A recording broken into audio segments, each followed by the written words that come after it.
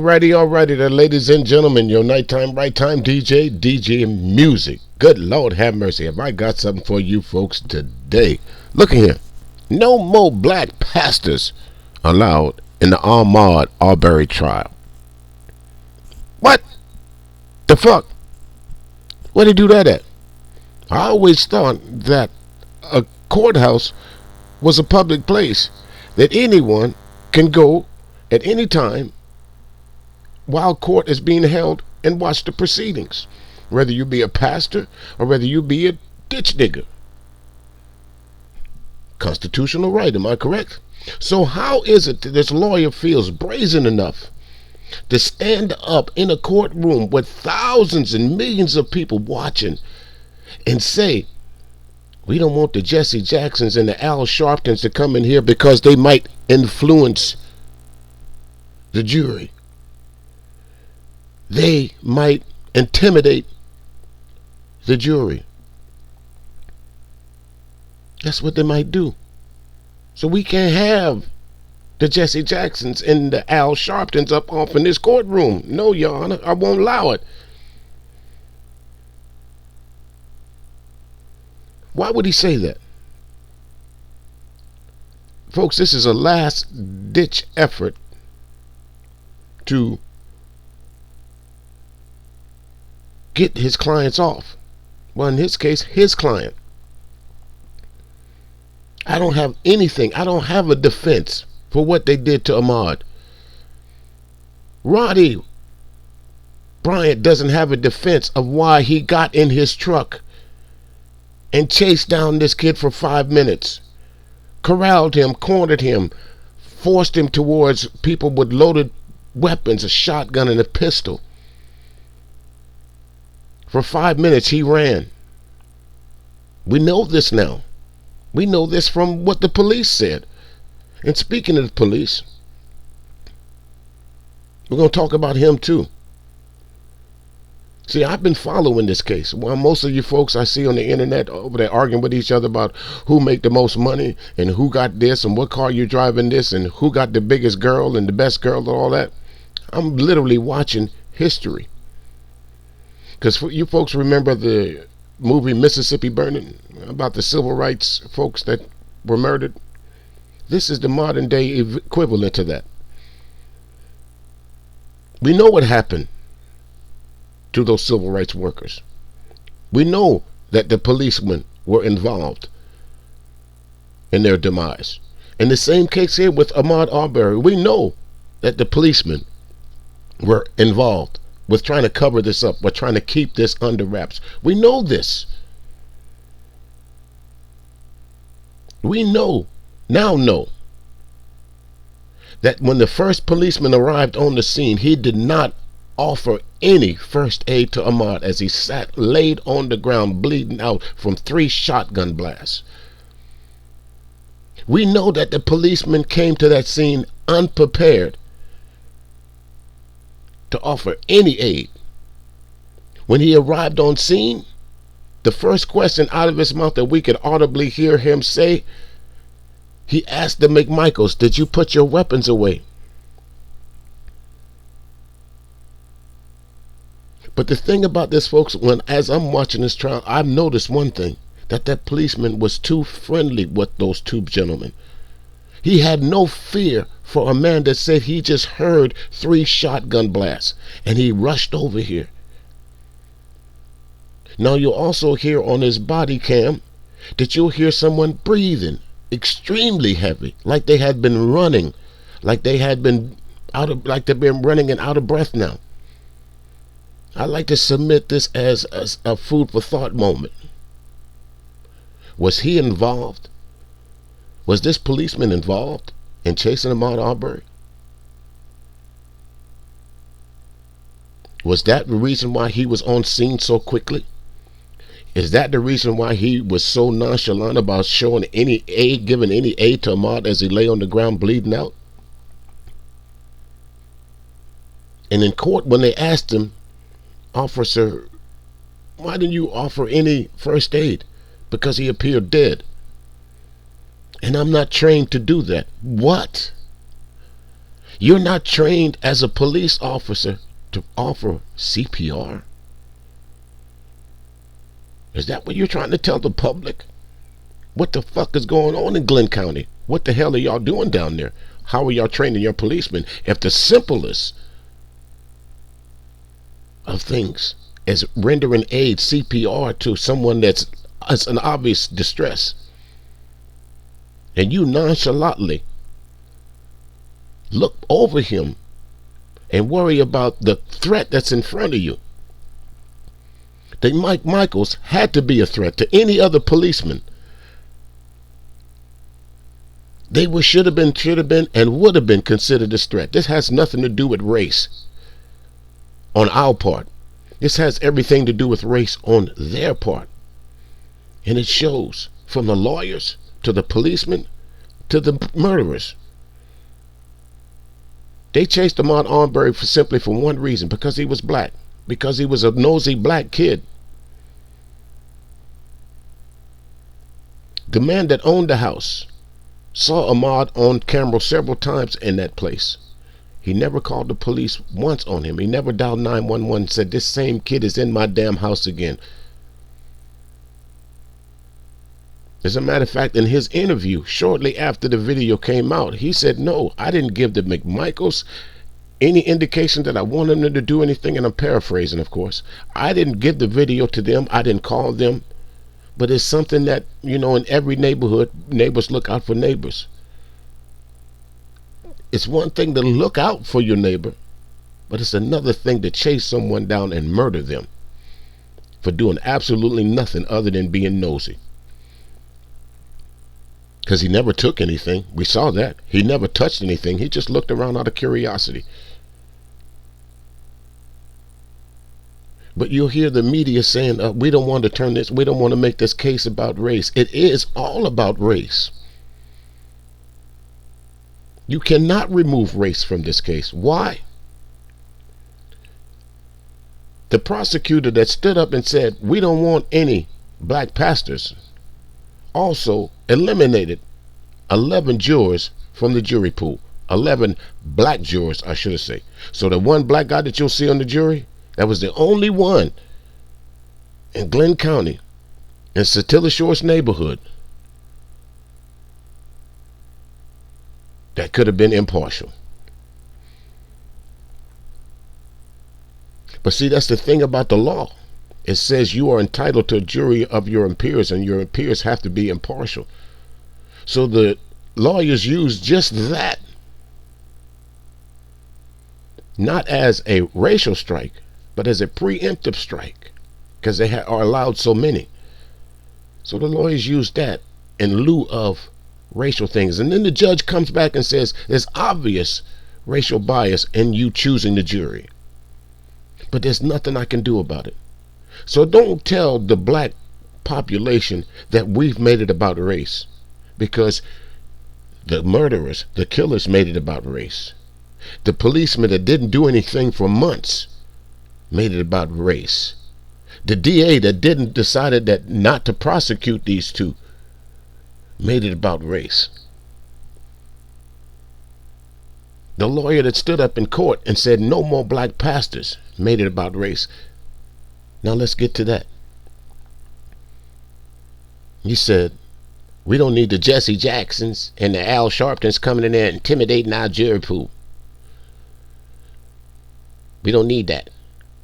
How many black pastors can one family have? Now, if he would have said that about a Jewish rabbi, CNN, Fox News, MSNBC, all of them, every damn reporter would have been in uproar. They would have already been down in Glenn County. They would have already been surrounded this lawyer with, what do they call it? Being anti-Semitic. See, that's the difference about our judicial system. It's all right to insult a black man for any reason, at any time. It's okay. And that's one of the reasons why they don't want you to talk about CRT, because you would have to tell them it's okay for you to talk shit about a black man in court or out of court, in front of the judge or in front of your family. It's okay. Chances are nothing will happen to you. Should this lawyer be at least sanctioned for what he said? Yes, he should. I'm not a lawyer, but I know there's a code of ethics that they have to follow. And by him standing up and saying that in the courtroom, he had to violate some of those ethics. But I digress. No more black pastors. Now, the good Reverend Al Sharpton, he has mobilized the black pastors and some of the palm-colored pastors to descend on this little town in South Georgia. Like I said, you folks know when a basketball team knows that they're not going to the playoffs, or a football team is known they're not going to the playoffs, and there's nothing they can do about changing their schedule of where they're going to end up. In this case, the lawyer knows that there's nothing that he can really, there's no real defense that he can put up to defend Roddy. So he has to do it. He has to throw a Hail Mary pass. And what's the best Hail Mary pass that white America has right now? For the last 4 or 5 years, this country, whether you like it or not, it's been openly racially divided. From the George Floyd to the Donald Trumps to the Breonna Taylors. There's so many things, to the riots and other places. January 6th riots. There's so many things that divides this country down the middle as far as race is concerned. And this will be one of those cases. That's why I stress, folks, to you that it's important that we pay attention to this. He threw a Hail Mary pass, the race card. So now, here comes all these clergymen, here comes all these black pastors, preachers, parishioners, descending on this little black town, just like they did in Mississippi burning. FBI descending on this town. Now there's no way the lawyer can now come and say there's no way that this jury pool can't be tainted. There's no way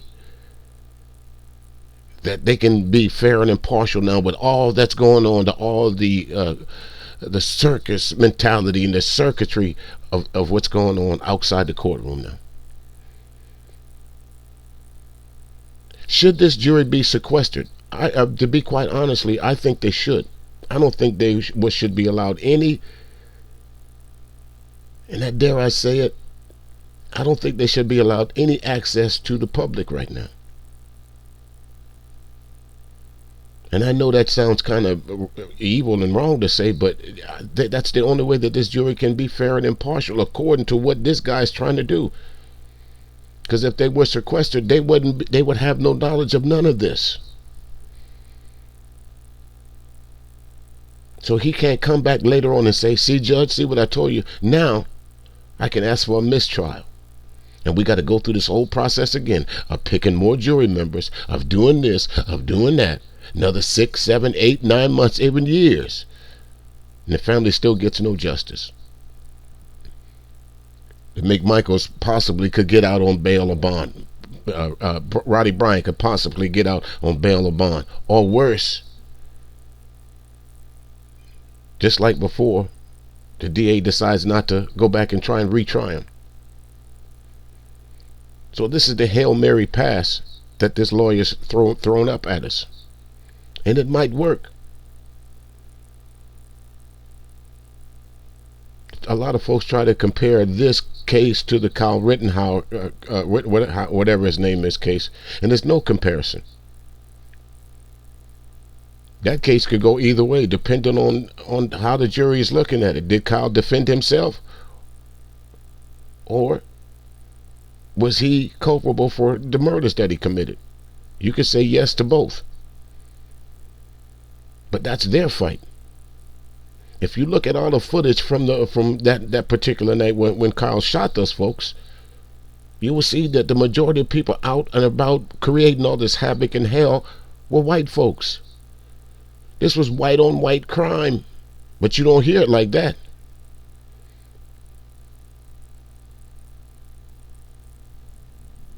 Now, a lot of things about that Rittenhouse trial that should be brought to light, and I would say this more than anything else.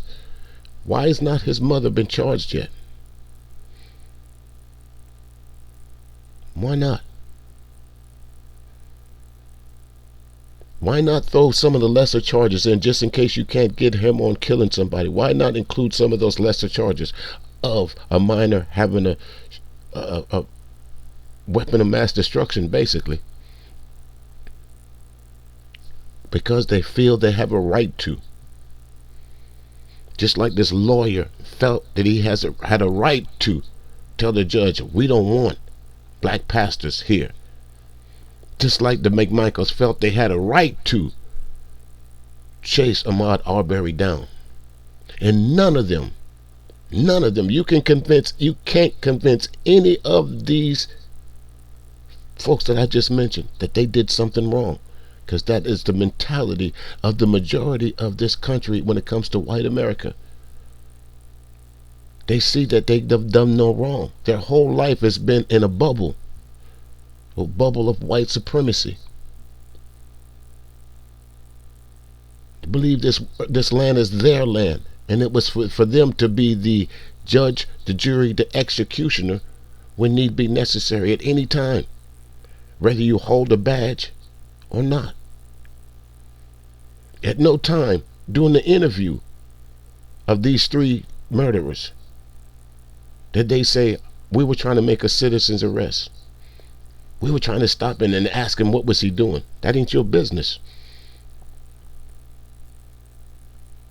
If the homeowner didn't call on Ahmaud Arbery, who are you? Even so, Roddy, you see a kid running by, you see a truck chasing him, and you yell out, y'all need some help? Why did you yell out, hey kid, you need some help?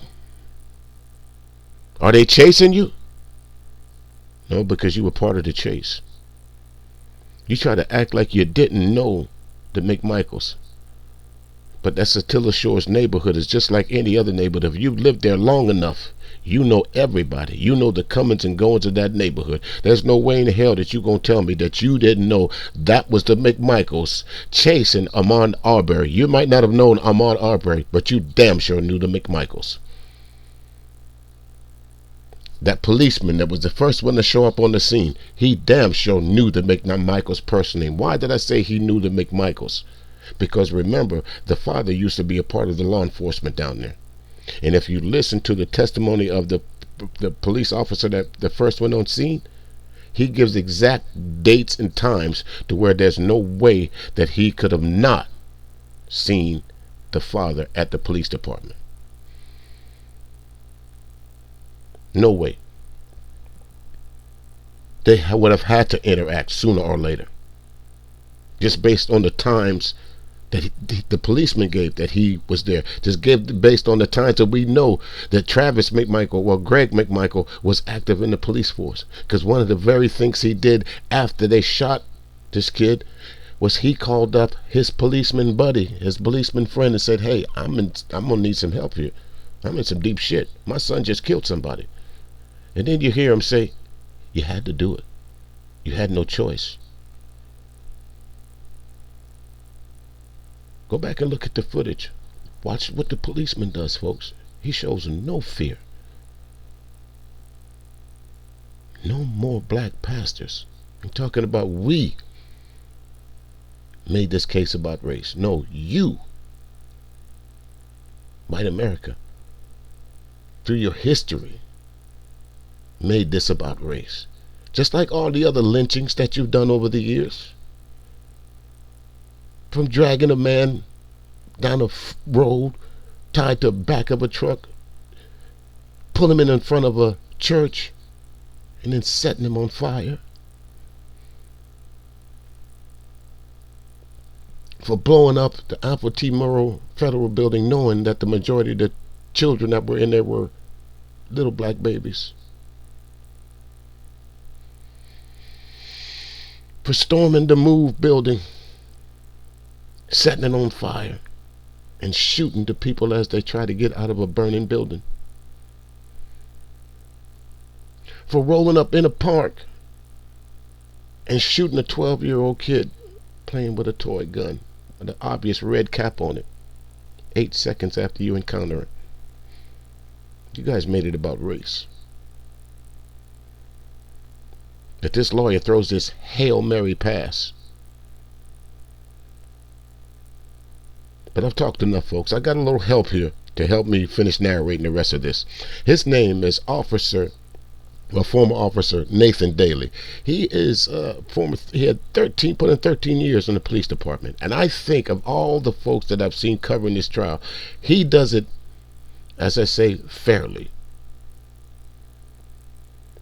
I'm going to use some more of his clips, but this one, I couldn't wait. I wanted to get this out, so let's take a listen here, okay?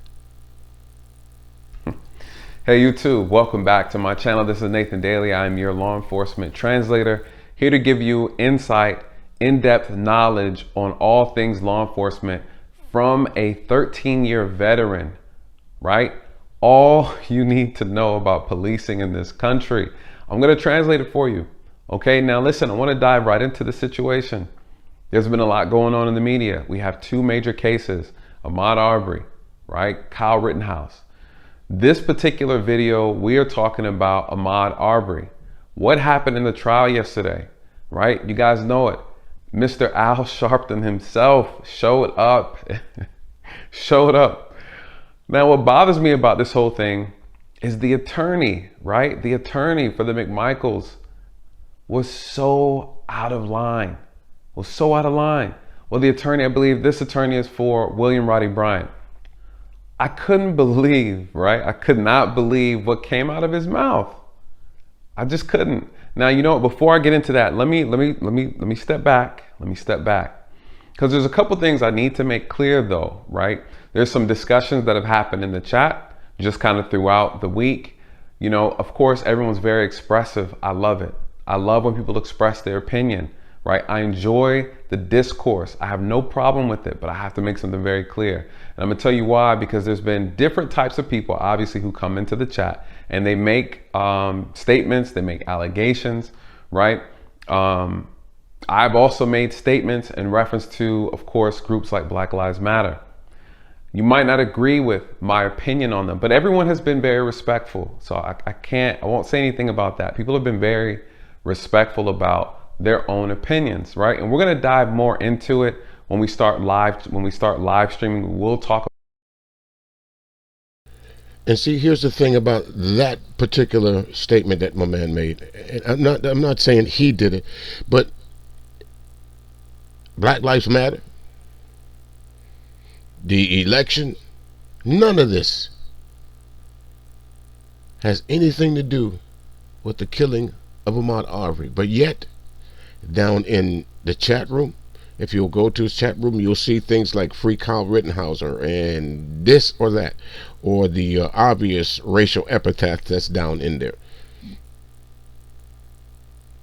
But it's not about that, folks. It's not about anything else. This is about three men leaving their front porch, just like the prosecutor said in her opening statement. This is about three men deciding to leave their front porch to take the law into their own hands.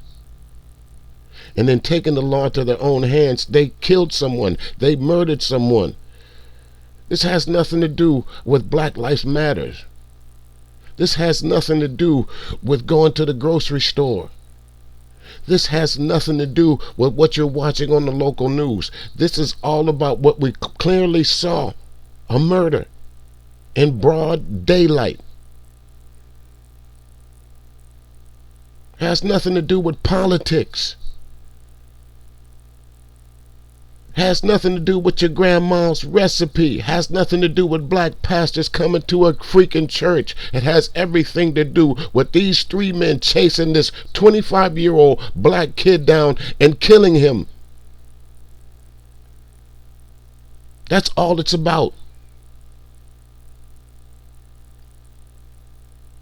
Motion after motion. Objection after objection. I object, Your Honor, over what they said.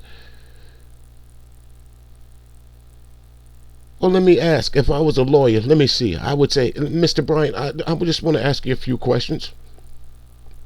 Again,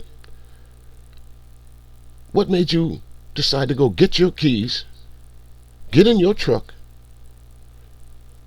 chase down Ahmaud Arbery, film it, see it, and not turn it over to the police? Why did it have to be leaked if you thought you did nothing wrong?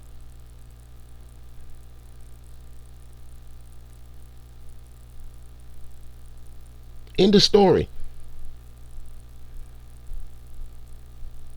Same thing with the McMichaels. You said you were performing a citizen's arrest, but at no time when you were talking to this policeman, someone that you was comfortable with, did you say it. At no time when they asked you, did you see Travis stealing anything, you said no. But if you go around and knock on a few doors, I'm sure you'll find someone that will say that he did. And that's justice in America. Really? About these things in depth, okay? I think it's important that I give you guys my position on certain things so that you know where my mind is, where my heart is, right? My personal views on certain things, and then also my professional view. Why? Because these things do matter. Because of course, a lot of my opinions, or sometimes people might call these my biases, will also come through in conversations. So I wanted to be clear where I stand, okay? When it comes to black related issues, I am 100% pro-black. Let's not get it confused, all right? I'm 100% for black empowerment, okay? 100%. And nowhere ever will you ever hear me say otherwise. But with that being said, right, when it comes to law enforcement, I am 100% pro law enforcement. But there's a unique thing about this empowerment, right? There's a unique thing I believe within myself that sets me apart, okay? When it comes to black issues, when it comes to law enforcement related issues, I am not above accountability. Accountability is key. It is 100% key, right? I'm big on holding people accountable. I believe these things aren't mutually exclusive, okay? Meaning that I can be both, all right?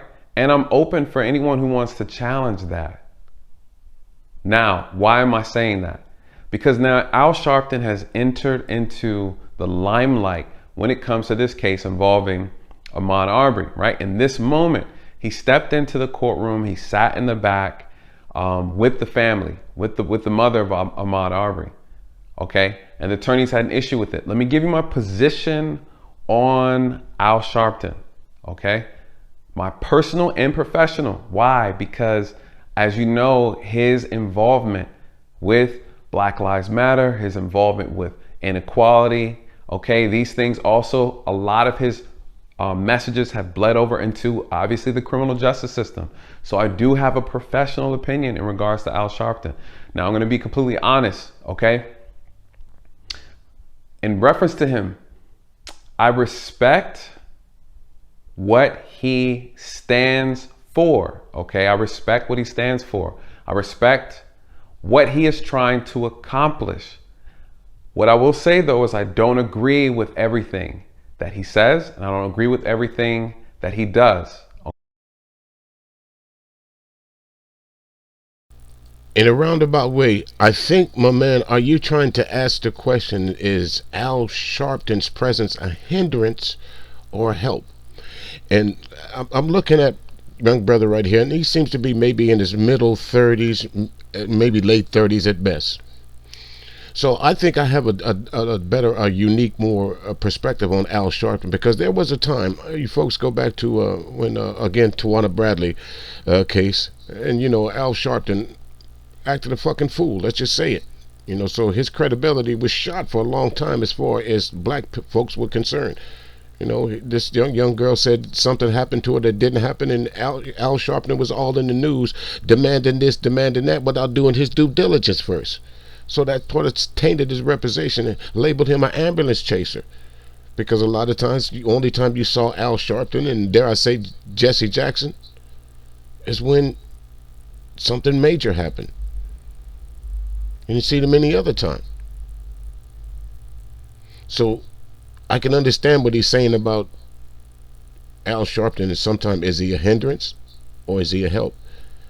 And in this case, I'm going to see what my man says, and then I'm going to come back and I'm going to answer that question for you.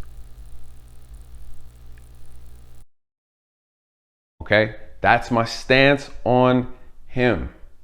Right, that's my personal opinion. My professional opinion is, again, I understand what he's trying to do professionally. I don't agree with how he goes about doing it. That's my professional opinion. I need you guys to understand the distinction between the two. Now, why am I saying that? From a professional perspective, you guys, I have knowledge that you do not have, okay? I have insight that you guys do not have, and therefore I see things differently from a professional perspective. I see the things that you don't see, I hear the things that you'll never hear, and I know things that you would never know about, okay? And that has a lot to do with my perception of him from a professional standpoint, okay? And we're gonna talk about it. We're going to talk about it.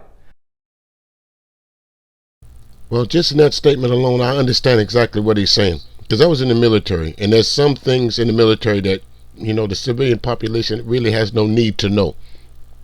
And if you did know, you'd probably be shitting bricks every day.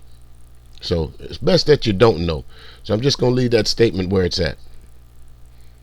Now, I wanted to put that out there before I make my statement in reference to this, right? Now, let's talk about it. Al Sharpton shows up. According to the attorney, nobody knew. Nobody knew it was back there, right? He didn't know until the next day. According to the attorney, he said, hey, hold on. Al Sharpton showed up. What is this guy doing here, right? Now, whew. The attorney's bold. He stood up and told the judge, he said, hey, listen, what is Al Sharpton doing here? This is unacceptable. Don't want him here. You know who this guy is. He is here to intimidate the jury. What? Where did you get that from? Little Al Sharpton, at best, is probably 150, okay? 150 pounds. Who is he intimidating, right? I wouldn't be surprised if 99% of the jury didn't even know who he was when he walked in. He doesn't have that command presence when you see him, right? He's someone you would easily mistake. And that's no shot, no disrespect to. I just want to try and go back for a minute here, folks. I want you folks to see something. You might hear a repeat here, but there it is. Look at this jury. Look at this jury. One black man. Is that the only black man that they thought could be fair and impartial? The same lawyer that excluded 11 black people from this jury right here that you see in front of you is the same lawyer that stood up and told the judge he don't want to see Al Sharpton or any other black pastors carousing or perusing with the family, because it might intimidate these folks. That's what he said. Again, we underestimate this country bumpkin ass lawyer, because he has no defense for Roddy. He has no defense for what he did. You're not going to convince this jury pool, and I'm sorry, I'm hoping I'm giving these folks the benefit of the doubt, that Roddy Bryant didn't know that what he was doing was wrong. Remember, the day of them killing Ahmaud, they asked him, do you have anything on your cell phone that would be pertinent to this case? They downloaded his cell phone. Or did they? Because if they would have downloaded his cell phone, wouldn't they have seen that footage on February 24th, 25th, 26th, or 27th? Not sometime in May?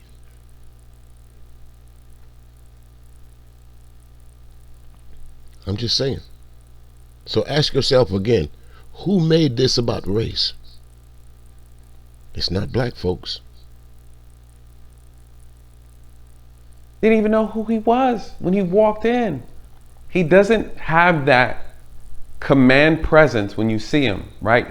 He's someone you would easily mistake. And that's no shot, no disrespect to him. He just looks like a regular old guy, right? I'm pretty sure he walked in and nobody noticed him. Even the attorney said it. I didn't even know he was there. He's not 6'2", right? 250, muscular. He's a little guy. Okay, you guys haven't seen him in person. He's a little guy. He probably slid right through the door. No one ever knew he was there. But see, here's my problem. It's not about he had an issue with Al Sharpton. It's how he voiced his opinions about Al Sharpton being in the courtroom. Listen, it's not what you say, it's how you say it. The Right Reverend Al Sharpton managed to find his way into the back of the courtroom. I'm guessing he was somehow there at the invitation of the victim's family in this case. And I have nothing personally against Mr. Sharpton. And he is absolutely right, folks. He is there. Al Sharpton is there at the behest of Ahmaud Arbery's father. The mother has someone that she can invite, a clergy that she can invite to the trial every day, and the father as well. He decided that he wanted Al Sharpton there. Was this a good move? Was it a distraction? Well, obviously it wasn't a distraction, because the lawyer didn't know till the next day that Al Sharpton was there, so much so he went on to say Jesse Jackson was there, and we know Jesse Jackson's at home recovering from illness. He was not in the courtroom. So this was not about Al Sharpton per se. This was about the support of the black community. We don't need the black community to rally around this family. Why didn't he just go ahead and say that? We don't need, because we know what the black backbone of the black community is. The clergyman. Once the pastor step up off in there, that's it. How many pastors do y'all have? Does it make a difference? Imagine if he'd have stood up in that courtroom and said, we're not going to have Rabbi Goldberg up in here with the family and Rabbi Stein on standby with the family. We're not going to have that. Anti-Semitic, wouldn't it be? Surely would. And then he had the nerve to come back with an apology. Or later on he said something about comparing, what if he was to have someone dressed up in the back like Colonel Sanders, as in, we know what he was trying to say. Again, you don't have to be slick. He said dressed up like Colonel Sanders. What does that mean? Most of those southern slave holders, that's what they used to dress like, in the white suit with the bow tie and the big hat, big southern hat with the southern accent, white beard, massa. That's basically what he was trying to say. That's sugar-coated. That's what you said. And I want you to look at the blonde lady. When this guy stand up talking, look at her expressions. Concern is that It's one thing for the family to be present. It's another thing to ask for the lawyers to be present. But if we're going to start a precedent, starting yesterday, we're going to bring high-profile members of the African-American community into the courtroom to sit with the family during the trial in the presence of the jury, I believe that's intimidating, and it's an attempt to pressure, could be consciously or unconsciously, an attempt to pressure or influence the jury. To my knowledge, Reverend Al Sharpton has no church in Glenn County, never has. Hasn't been here since Elaine Brown ran for mayor.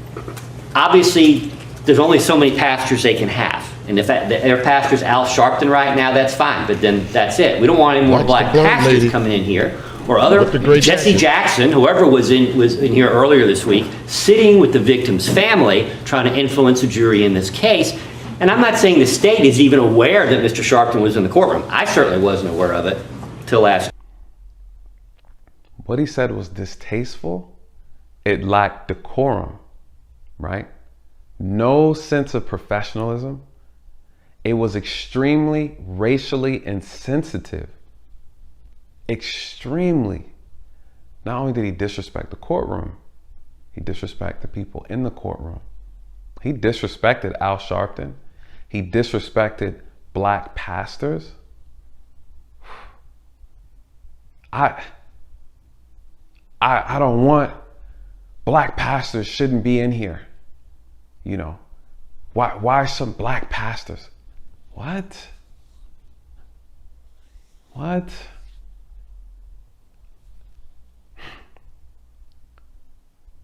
Oh man, just the arrogance.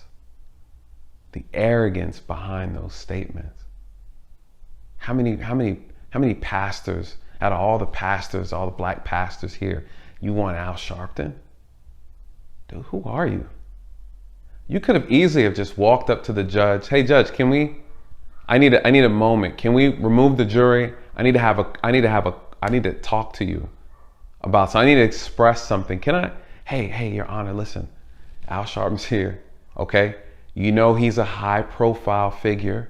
I feel like his presence could throw some things off, okay? Okay, let's say that the lawyer did that. What was the judge supposed to do? Sharpton, you got to leave the courtroom. You can't be here. Judge couldn't do that. Remember, a courtroom is a public place. And Al Sharpton was not causing any chaos in that courtroom. So much so, even the lawyer said, I didn't know he was there. Someone told me. So by going and saying, hey, judge, or calling a sidebar or making the jury leave the room, what difference did it make? Why even mention Al Sharpton at all? This is where the Hail Mary pass comes in at. This was his opportunity. Because he knew that if he called out Al Sharpton, there would be a reaction from black America. So much so that the black pastors and other pastors are mounting up, heading on down to the little town in Georgia. Just like the FBI did in Mississippi burning. Gonna get to the bottom of this what we think is racially motivated killing.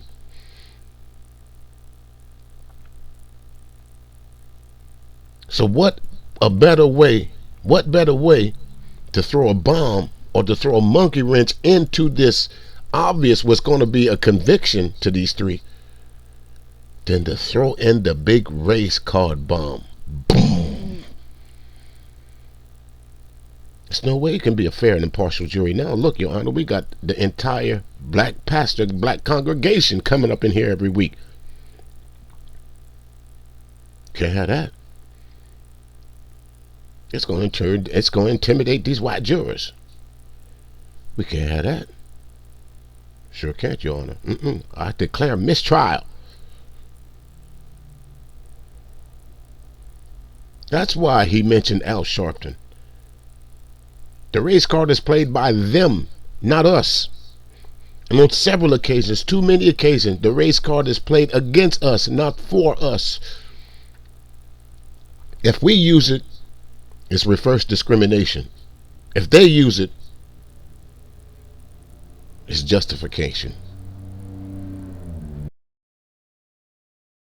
That's it. That's it. He never had to talk about the race. A black pastor is here. How many black pastors do we need in the courtroom, right? So disrespectful, man. So disrespectful. And the judge wasn't having it. And then he made a statement like, what if Colonel Sanders walked in here with, bro, what? We're not even talking about Colonel Sanders, but if you want to make a comparison.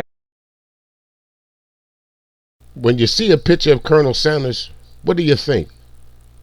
Do you think chicken? Do you think the South and slavery? I think of all three. God damn it, I'm going to the slave master to buy some more of this goddamn barnyard pimp. Colonel Sanders. Comparison.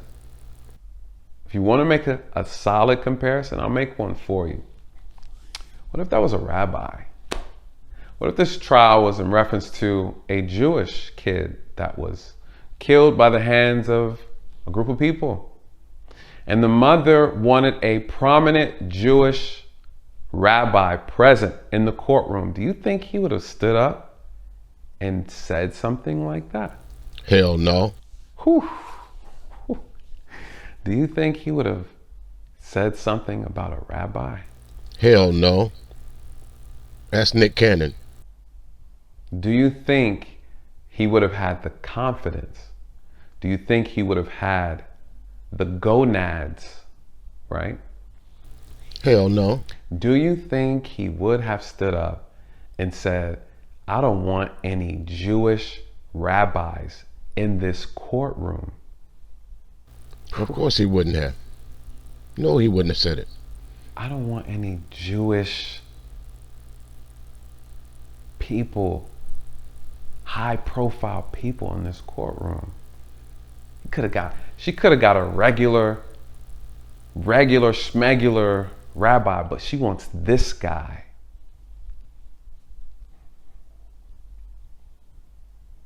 Could you imagine? Why do people feel like it's okay to disrespect, right? Why do we feel like it's okay to disrespect one group, right, versus another group?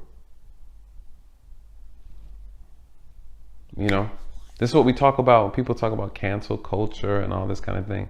How some people, they're more protected from speech than others. They're more protected from criticism. They're more protected, right, from opinions. Black people don't seem to have that.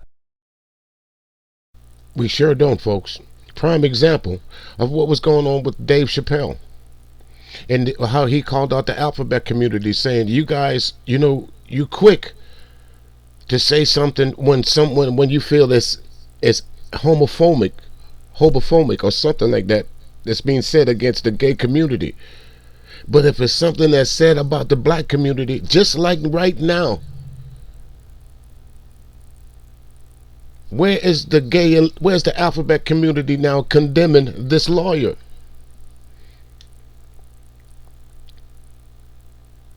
Where are they? Where was the alphabet community when that 12-year-old kid got shot in the park? Where was the alphabet community when George Floyd got choked out in front of us?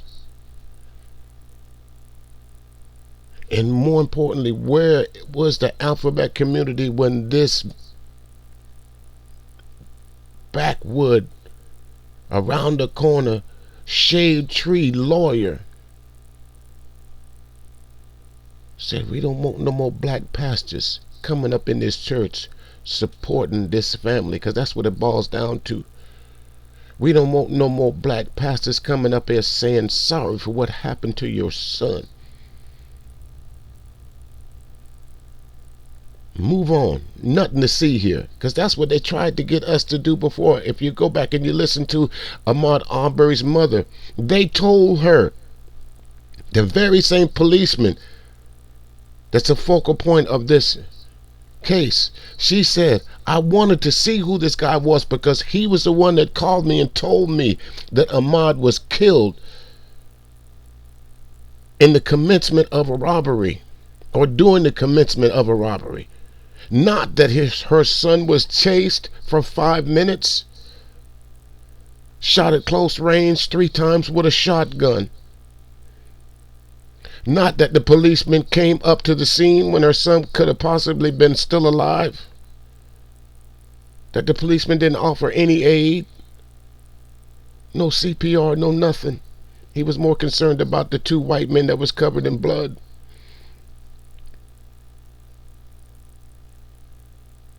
When, in this country, Mr. Daley, when is our turn to get the benefit of the doubt? We have never been afforded that opportunity. Why is the burden of being right always on us? Why do we have to prove who we are, where we're going, what we're doing to white America? You go back throughout the history of us in this country. Slavery. Folks say, forget about it. Don't talk about it. It's way back when. It shouldn't affect you now. But you hold these rabbis in such high regard that every year on the Holocaust, we try not to be too anti-Semitic.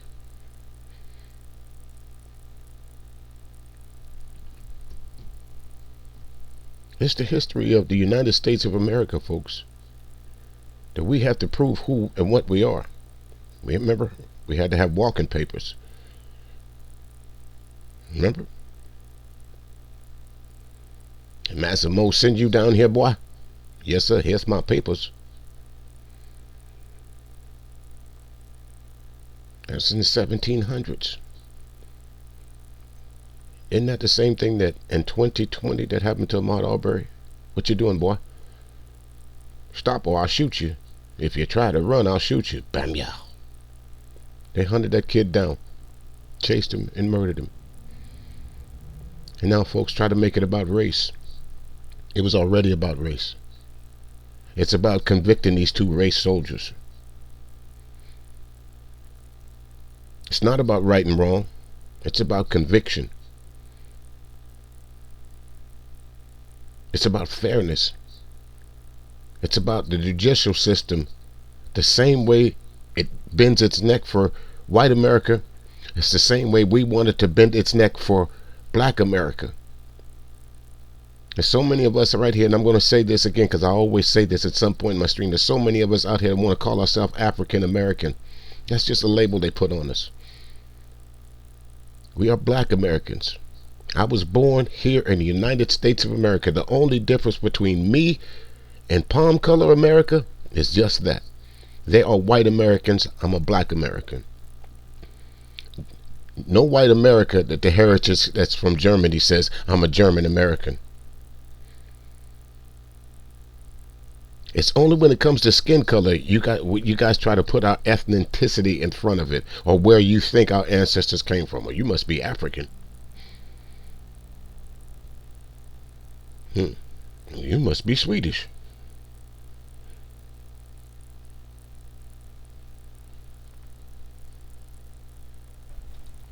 It's okay to insult black pastors. No one's coming for you. No one's taking your job, right? No one's sending you threats, right? No one is saying that you don't deserve to be a lawyer no more. Hey, if that was a rabbi, if he had made that statement to a Jewish rabbi, the bar would have called him and said, hey, listen, we got to cancel your license.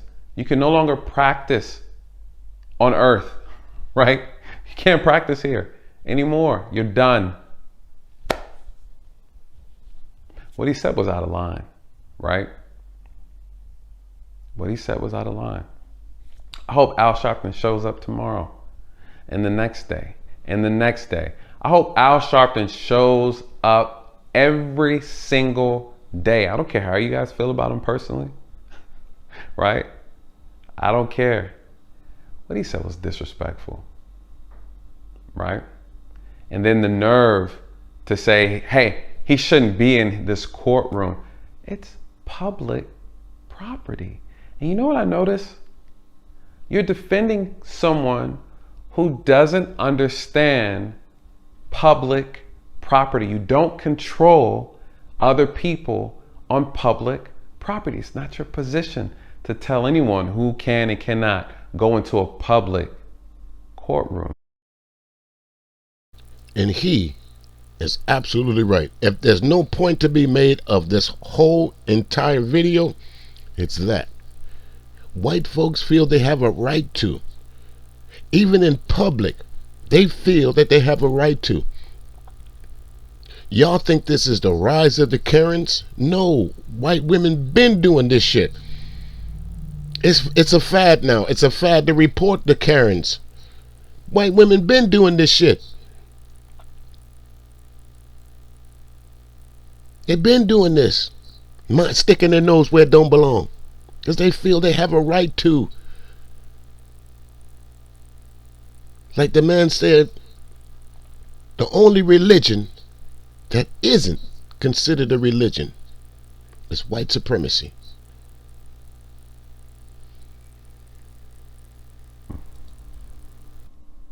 This is your attorney, right? This attorney's defending someone who tried to regulate a man's movement on public property. And the apple doesn't fall far from the tree. If this is your attorney, yeah, you're done. You're going to prison. Anyways, you guys.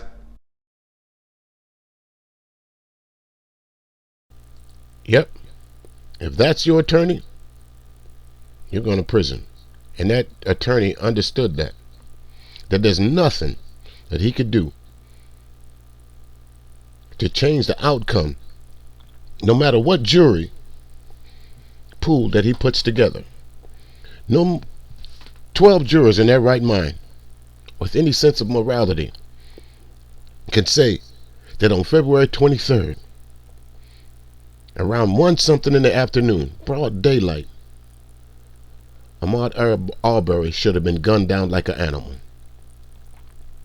by Travis McMichael with his father and Roddy Bryant. Those men need to be held accountable. And that's what he said at the opening stanza here. Accountability. Let's hope that this jury makes these 3 men accountable for what they did to this kid. Because let's face it, at 25, he is a kid. He's not a grown man yet. He's just coming into his own. At 25, most kids are just graduating college, just about to go into the world. At 25, he was running for his life. And for 5 minutes, he was successful at it until he got cornered. They chased this kid down and they murdered him. And now, the only way out for the lawyer is to throw this race-baited Hail Mary pass, which he did.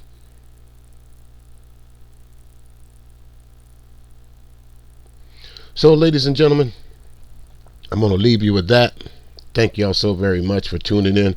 Got to thank my man here, Nathan Daley. I'll let him finish out here. 1 second. What do you think about his outrage, outlandish comment in the courtroom? Let me know your thoughts. Good night. God bless.